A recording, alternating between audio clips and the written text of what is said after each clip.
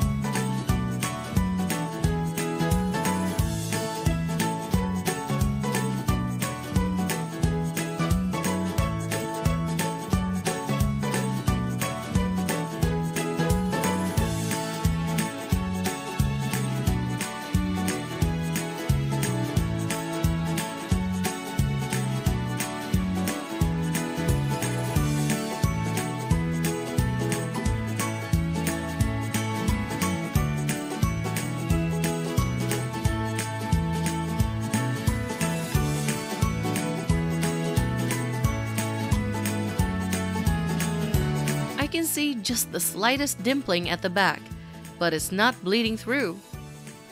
Definitely nothing our free blotter page can't handle.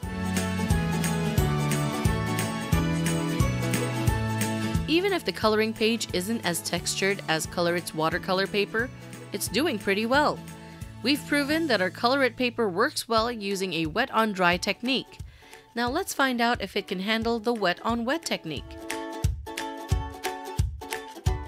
I'm going to use the super light positive peach to prep the area.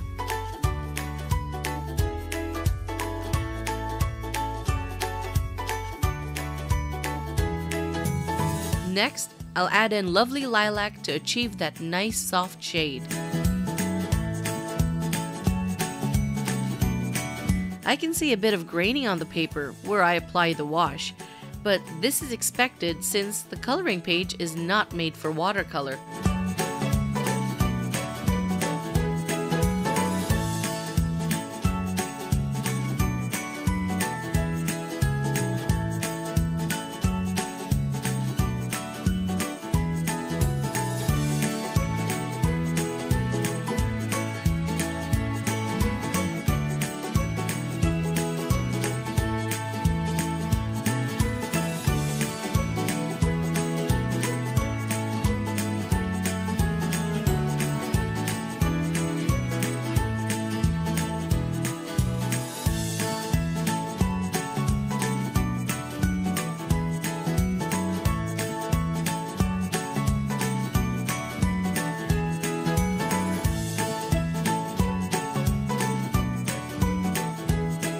Once it dries though, the grain disappears.